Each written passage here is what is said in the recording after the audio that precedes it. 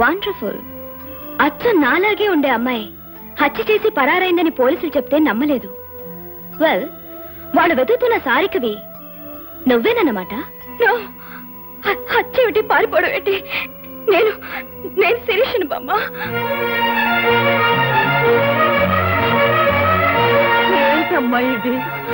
నేను శిరీషను బామ్మ, నన్ను నమ్ము. షటప్. నేను చెప్తాను బామ్మ. ఈ అమ్మాయి వైజాగ్ లో హత్య చేసి తప్పించుకుంది.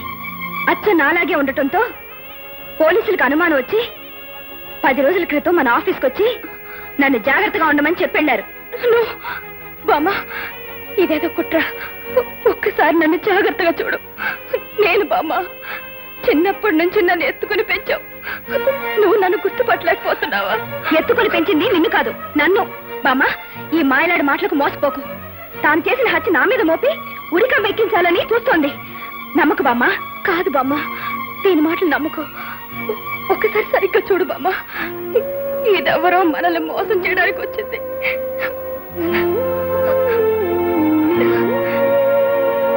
భగవంతుడా, ఏమిటిదంతా? ఏది నిజం, ఏది అబద్ధం, ఏది అసలు, ఏది నకిలీ? నాకంతా అయోమయంగా ఉంది. ఎవరిని కాదని ఎవరికి న్యాయం చేయను? పోలీసులకు ఫోన్ చేస్తే ఇప్పుడే తేలిపోతుంది బామ్మ. అక్కర్లేదు మేడం, మేమే వచ్చాం. ఇన్స్పెక్టర్, ఇదిగో మీరు వెతుకుతున్న సారిక. కానిస్టేబుల్ ఇన్స్పెక్టర్, నాకు ఒక్క రోజు టైం ఇవ్వండి. ఎవరు హత్య చేశారో, ఎవరు తప్పించుకు తిరుగుతున్నారో నిరూపిస్తాను. టైమా? ఏ మళ్ళీ తప్పించుకుందామనా? కమాన్, నో. నాకు ఒక్క రోజు టైం ఇవ్వండి.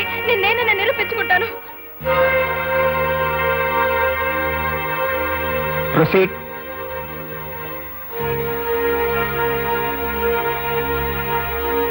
యువర్ ఆనర్, ఈ ఇద్దరు రూపురేఖలు ఒకేలా ఉండడంతో సారిక అనబడే ఈ అమ్మాయి. నేను సారికని కాదు, శిరీషని. అసలు మధ్యలో అడ్డు రాకూడదమ్మా. Yes, you can proceed. Your honour, Sarika అనబడే ఈ అమ్మాయి కొన్ని రోజుల క్రితం వైజాగ్ లో ఒక వ్యక్తిని బహిరంగంగా చంపి పరారైంది. ఆ నేరాన్ని అచ్చం తనలాగే ఉండే శిరీష్ మీద మోపడానికి నేనే శిరీష్ నన్ను అందరినీ మోసం చేసి చట్టం నుంచి తప్పించుకోవడానికి ప్రయత్నిస్తోంది. యువర్ ఆనర్, నేనే అసలైన శిరీష్ అని. ఈ అమ్మాయి శిరీష కాదనడానికి కొన్ని సాక్ష్యాలున్నాయి. ప్రవేశపెట్టమంటారా యువర్ ఆనర్? ఎస్, ప్రవేశపెట్టండి. మొదటి సాక్ష్యం శిరీష బామ్మగారు శ్రీమతి పార్వతమ్మ గారు. చూడండి పార్వతమ్మ గారు, ఈ ఇద్దరిని బాగా చూసి మీ మనవరాలు ఎవరో చెప్పండి. అలాగే చెప్తానమ్మా.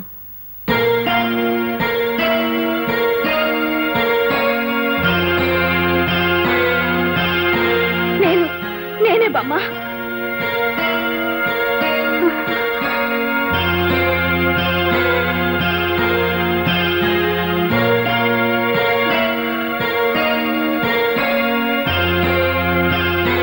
ఇదేనమ్మా మా శిరీష? కాదు బామ్మ, నువ్వు పొరపాటు పడుతున్నావు. ఒక్కసారి నా మొహంలోకి చూసి చెప్పు. మీరు వెళ్ళొచ్చు. రెండో సాక్షిగా క్రాంతి పత్రికలో పనిచేసే రిపోర్టర్ మోహన్ గారిని పిలిపించవలసిందిగా కోరుతున్నాను. మిస్టర్ మోహన్. Yes madam. వీళ్ళిద్దరిలో ఎవరు అసలైన శిరీషో చెప్పగలరా?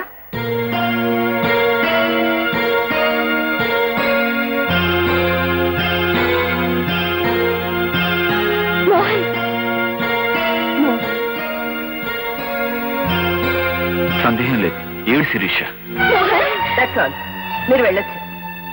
ఆఖరి సాక్షిగా సిబిఐ ఆఫీసర్ ప్రదీప్ గారిని ప్రవేశపెట్టవలసిందిగా కోరుతున్నాను. నాకు షేక్ హ్యాండ్ ఇవ్వండి.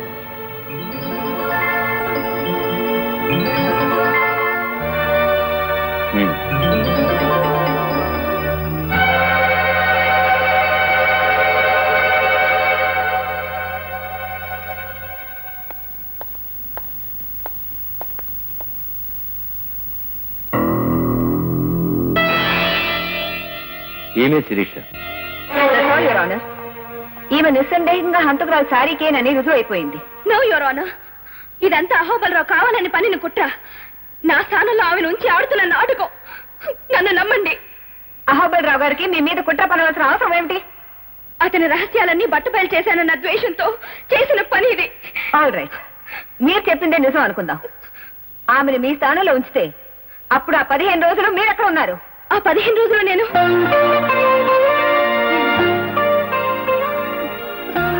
ఒక చోట ఉన్నాను.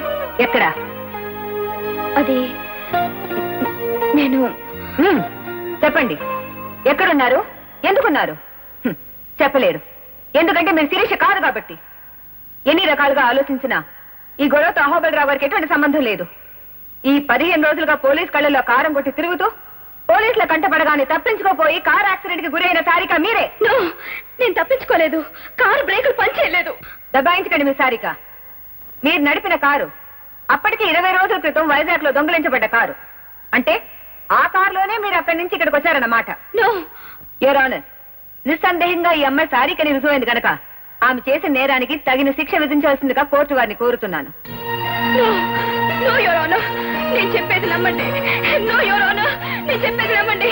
దయచేసి నమ్మండి యువర్ ఆనర్. ప్లీజ్ దయచేసి నమ్మండి యువర్ ఆనర్. పరిశీలించిన సాక్ష్యాధారాలను బట్టి హత్య చేసిన అమ్మాయి సారిక ఈమెనని కోర్టు విశ్వసిస్తోంది. హత్యకు సంబంధించిన అతి స్పష్టమైన వీడియో టేపుల ఆధారంగా ఈ ముద్దాయికి ఐపీసీ సెక్షన్ 302 ప్రకారం మరణశిక్ష విధించడమైనది. ఈ పేపర్ చూడు. ఈ అమ్మాయి అచ్చను కిడ్నాప్ చేసిన శిరీష్ లేదు.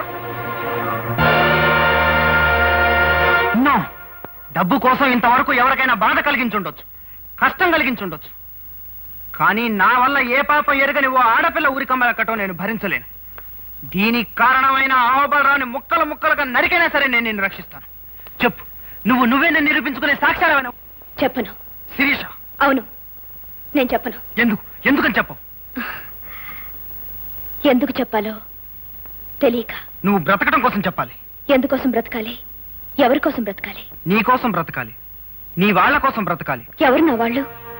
రేపో మాపో రాలిపోయే నా బామ్మ కోసం బ్రతకాలా? ఎవరి కోసం బ్రతకనవసరం లేదు, ఒక్క మనిషి కోసం తప్ప. ఎవరా మనిషి? నువ్వే. శిరీష, అందుకే నేను బ్రతకాలనుకోవడం లేదు. Sirisha, your mad. నేనొక బజార్ రౌడీని. మొగల్ రేకు గుచ్చుకుంటుందని తెలిసిన జడ నిరాకరించదు రంజిత్. మడిచి ముడుచుకుని మురిసిపోవాలని చూస్తుంది. నేనొచ్చింది మనసిచ్చి పుచ్చుకోవటానికి కాదు శిరీష, నిన్ను రక్షించడానికి. నన్ను రక్షించాలంటే నువ్వు నన్ను ప్రేమించానని ఒప్పుకోవాలి. అప్పుడు నేనే శిరీషనని నిరూపించుకునే ఆధారాలు చెప్తాను. అసలు నేనే నిన్ను కిడ్నాప్ చేశానని పోలీసులకు ఎందుకు చెప్పలేదు? వాళ్ళు నమ్మరు, నమ్మినా ప్రయోజనం లేదు. ఇది కూడా నాటకం అంటారు, నిన్ను జైల్లో పెడతారు. అది నాకు ఇష్టం లేదు. ఎందుకంటే ఇన్ని జరిగినా ఇంత జరిగినా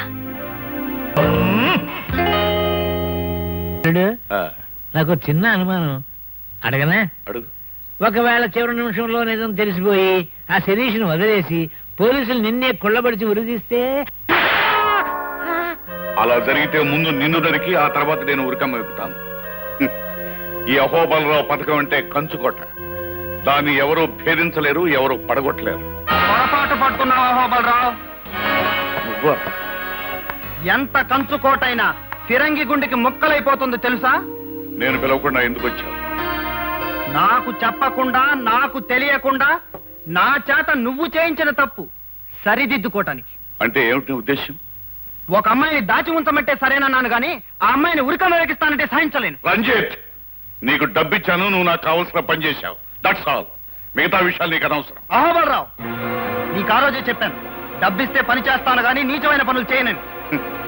కత్తులు అమ్ముకునేవాడు ఈ కత్తి కూరగాయలు కొయ్యటానికా హత్యలు చేయటానికా అని అడగకూడదు. అమ్ముకునే వరకే వాడిష్టం. నువ్వు నా దగ్గర డబ్బు తీసుకున్నావు, నా పని చేశావు, అంతే. అహోబలరావు, మర్యాదగా చెబుతున్నాను, నువ్వు చేసిన కుట్ర నాకు అర్థమైంది. పోలీసుల ముందు అసలు నిజం ఒప్పుకొని ఆ అమ్మాయిని నిర్దోషిగా విడిపిస్తావా లేదా? నెవ్వర్. యుద్ధం చేసేవాడికి జాలి, దొంగతనం చేసేవాడికి నీతి ఉండకూడదు రంజిత్. ఎన్నాళ్ళ నుంచో ఎదురు చూస్తున్నాను. ఇంతకాలానికి నా కత్తి వేటుకు దొరికింది. నా నాశనాన్ని కోరుతున్న శిరీష శవాన్ని నేనే స్వయంగా దహనం చేస్తాను. ఇంపాసిబుల్ అహోబలరావు. శిరీష నిర్దోష నిరూపిస్తాను. నువ్వు ప్రవేశపెట్టిన నకిలీ శిరీషను ఊరికంబం ఎక్కిస్తాను. రంజిత్, కుర్రవాడివి, మరీ అంత రెచ్చిపోకు. ఇప్పుడు శిరీష స్థానంలో ఉన్న మనిషి నకిలీది అని నువ్వు నిరూపించలేవు. ఎందుకంటే దస్తూరి దగ్గర నుంచి రెవెన్యూ రికార్డుల వరకు అన్నిటినీ మార్చివేశాను. అధికారులు పోలీసులు నా చేతిలో ఉన్నారన్న సంగతి మర్చిపో. చట్టబద్ధంగా చట్టం చేతే శిరీషను హత్య చేస్తున్నాను. తొందరపడ్డావు, నీ గతి అంతే. చూడు అహోబలరావు, ఈ రోజు నుంచి నీకు నాకు యుద్ధం మొదలవుతుంది. ఓడిపోతావు. నువ్వు నెగ్గలేవు.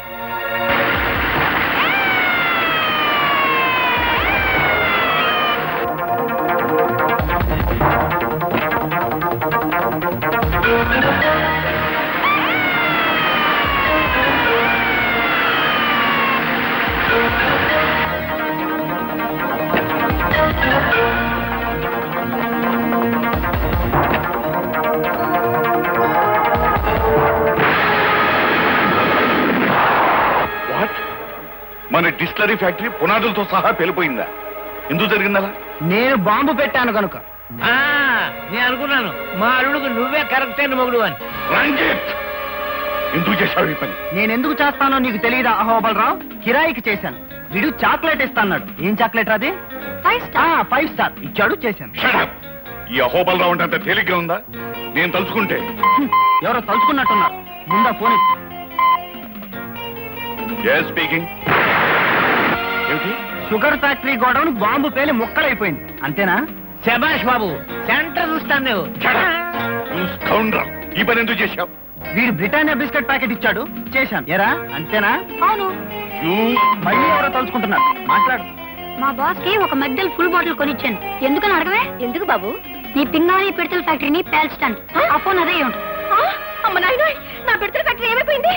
ఫ్యాక్టరీ పేలి పిడతలు పగిలిపోయి. పిడతల ఫ్యాక్టరీ పేలిపోయిందా? నీ జిమ్మడి పోను, నీ చేతులు ఇరిగిపోను. అంతగా కావాలనుకుంటే 4 పిడతలు నీ మొహన పడేసేదాన్ని కదా. మన దెబ్బకిన పిడతలే తట్టుకోలేవు. ఇక నీ నాజుకు పింగానే పిడతలు పిండి అయిపోతాయి. వీడికి నుంచి కదలడానికి వీల్లేదు. మరో 2 నిమిషాల్లో శవమై నా కాళ్ళ మీద పడాలి. ఆగండి ఆగండి ఆగండి. ఒరేయ్, టైం ఎంతైంది? 4 గంటల 59 నిమిషాల 56 సెకండ్లు. ఇంకా 4 సెకండ్లే ఉంది బాస్. రెడీ, అందరూ ఒకసారి చెవులు మూసుకోండి. 1 2 3. అది నేను నీ పెరట్లో పాతి పెట్టిన బాంబు. నువ్వు నన్ను ఏమైనా చేయాలని ప్రయత్నించావనుకో, ఈ చుట్టుపక్కల పెట్టిన బాంబులన్నీ పేలి మీరందరూ పోతారు. వస్తాను, బాంబులు ఎత్తుక్కోండి. బాంబులు ఆ బాంబులు దొరుకుతాయన్న నమ్మకం నాకు లేదు. పదమాయలు. మేడం మేడం, బ్రహ్మాండమైన న్యూస్. ఏమిటిది? ఈ దెబ్బతో ఆ బిలంగాడి పని ఫినిష్. బిలవా? ఎవరు? అదే అహోబలరావు, మన శత్రువు. ఓ, ఈ దెబ్బతో వాడి పని. ఈ రోజు రైల్వే స్టేషన్ లో జరిగిన మర్డర్స్ కు వాడే కారణం విషయం నేను సాక్ష్యాధారాలతో సహా తీసుకొచ్చాను. ఇదిగో నేను ఎక్స్పోజ్ చేసిన ఫోటోగ్రాఫ్స్. అంటే వాడి దుర్మార్గాలకి తెరపడే రోజు దగ్గర పడిందన్నమాట. Exactly correct sir. రేపొద్దున హెడ్ లైన్స్: అక్రమాల అహోబలరావు, దుర్మార్గాలు, దౌర్జన్యాలు వగేరా వగేరా వగేరా. మోహన్, నువ్వు వెళ్ళి నీ పని చూసుకో. అది కాదు మేడం. వెళ్ళు. Okay madam. రేపటి పేపర్లో హెడ్లైన్స్ నేను చెప్తాను, రాసుకోండి. ప్రముఖ పారిశ్రామికవేత్త అహోబలరావు మీద కొంతమంది చేస్తున్న వ్యతిరేక ప్రచారం. ఏమిటి మాట్లాడేది? చెప్పింది చేయండి. ఈ రోజు రైల్వే స్టేషన్ లో జరిగిన దానికి ఆయనకి ఏ రకమైన సంబంధం లేదు. మొత్తం మ్యాటర్ అంతా ఆయనకు అనుకూలంగా రాయండి. అమ్మా, ఈ రోజు నువ్వు ఎందుకులా మాట్లాడుతున్నావో నాకు అర్థం కావడం లేదు. మన పత్రికకు పాలసీ ఉంది, ప్రజల్లో దానికి విలువ ఉంది. విశ్వం గారు, పత్రిక నాది, పాలసీ కూడా నాదే. ఈ రోజు నుంచి నా పాలసీ మార్చుకుంటున్నాను. అది కాదమ్మా. Shut up. Do what I say.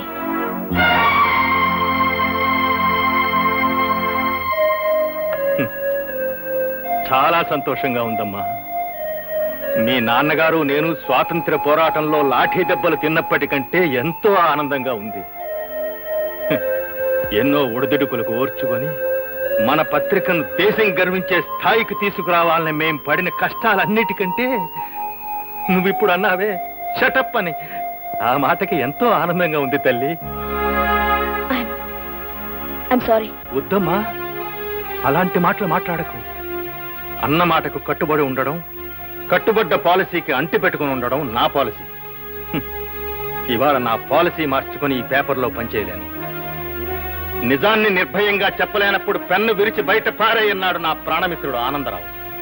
అంటే నీ తండ్రి 100 తుపాకులకు భయపడిన గాని ఒక్క పత్రికకు భయపడతాను అన్నాడు ఒక నియంత. పత్రిక అంటే అంత గొప్పదమ్మా. అలాంటిది కొన్ని లక్షల మంది చదివే పత్రికను చేతిలో పెట్టుకొని ఒక సామాన్యుడైన దుర్మార్గుడికి నువ్వు ఎందుకు ఇలా భయపడుతున్నావో నాకు అర్థం కావడం లేదు. కలలో కూడా వాడి మీద నిప్పులు గురిపించాల్సిన నువ్వే ఎందుకు ఇలా మారిపోయావో నాకు అంతుపట్టడం లేదు. నీ అక్షరాలు వాడి గుండెల్లో తుపాకీ గుళ్ళల్లా దూసుకుపోతూ ఉంటే చూసి ఆనందించగలను గాని వాడిపోయిన పువ్వుల్లా వాడి పాదాల మీద పడుతూ ఉంటే చూసి సహించలేని తల్లి. వస్తా. ఇదే నా రాజీనామా.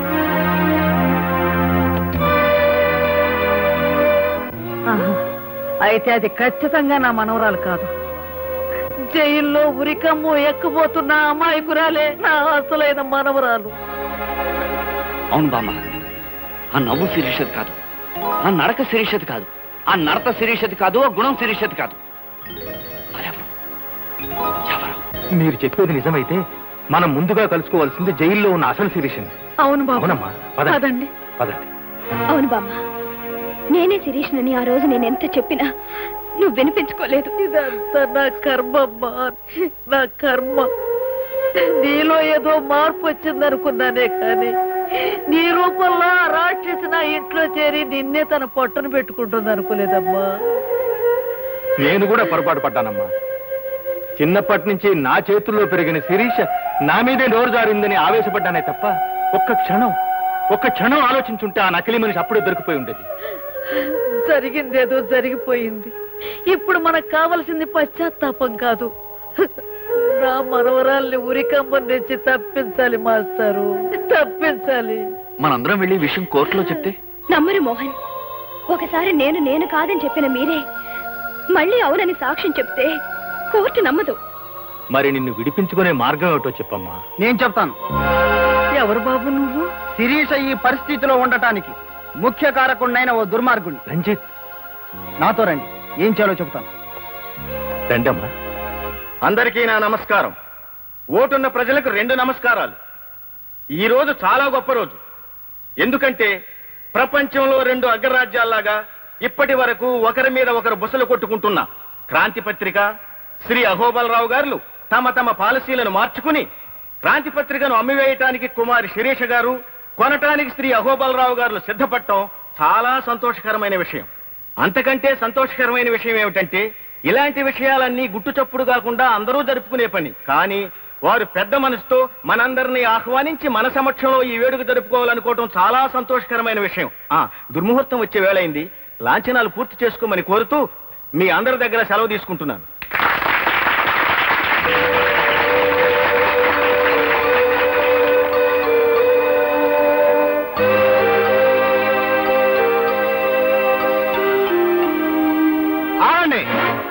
తుపాకులతో ఉన్న మనుషులు నా చుట్టూతా ఉన్నారు. జాగ్రత్త. మర్యాదగా ఇక్కడి నుంచి వెళ్ళిపో. నీ తుపాకీల మనుషుల చుట్టూ నా మనుషులు రివాల్వర్స్ పట్టుకొని రెడీగా ఉన్నారు. పిచ్చి పిచ్చి వేషాలు వేశామంటే కాల్చి పారేస్తా. నీకు వీడే కరెక్ట్ అయిన మొగుడు.